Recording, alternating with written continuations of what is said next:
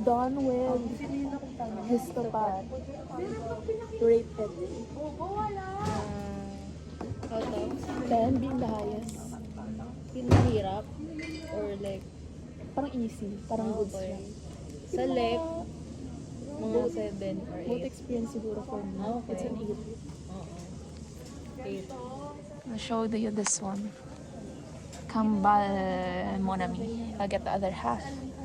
Thank you, madam. Ang ano niya?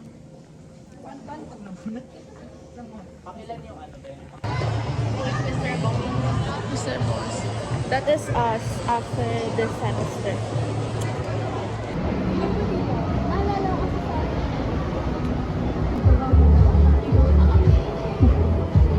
$99 sale. Ikaw lang, boy. Lahat ng tanong, sinanong ko, tapos sinagot niya. We're on a new vehicle. Look. Very Pinoy. Girl dinner. Of course, still with her.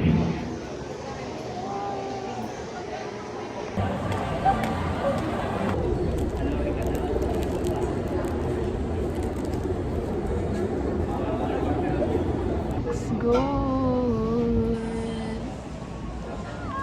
Done with lab.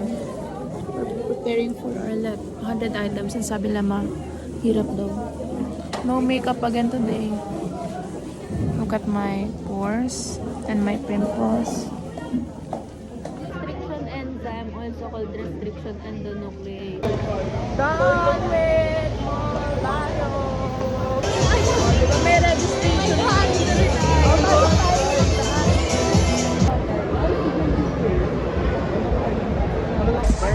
Manila Bay. On dinner at KFC.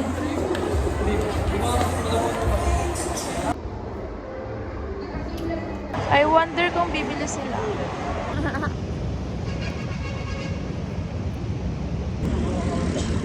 Grabe naman ang parkal.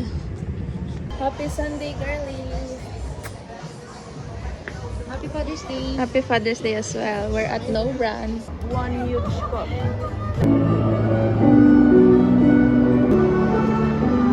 Grocery na tayo ng ganito. Ano sinasabi mo? Ganggo juice.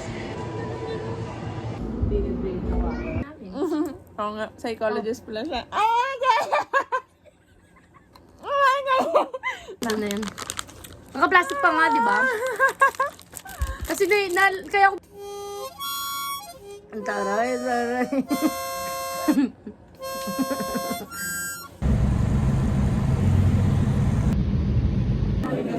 Yan with Prada.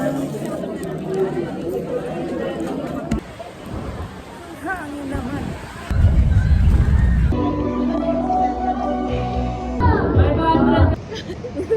Shibuya Cross. Mama! Happy birthday.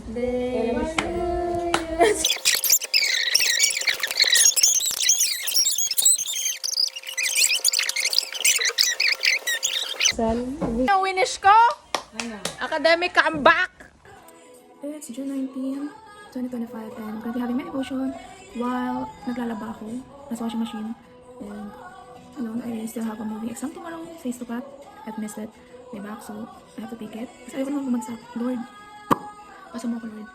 And I'm currently going through Deuteronomy chapter 7 and 8, seeing God's fruitfulness in the lives of the Israelites, and yung guidance din ni Moses sa mga fellow Israelites, of course, to really follow God and obey His commandments.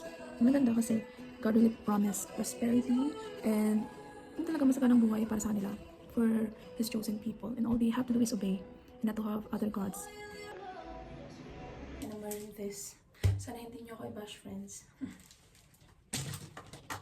Kasi nga, gusto yung mga damit ko. Parang 3 weeks akong hindi naglaba. Yan lagi akong nasa labas. Kaya naubos yung damit ko. Kaya ngayon, umawi ako, naglalaba ako, and I will clean my room after my exam. Kasi after my exam, super gulo niya. During my exams, actually. During my exam, super gulo niya. as always, exam week, and I'm just praising God that I got through it with a heavy heart, actually. But God is always faithful, and God has a purpose in everything. So we trust in the Lord. Tapos na ang finals, girl. Or tinapos kami ng finals. Whatever. At least tapos na.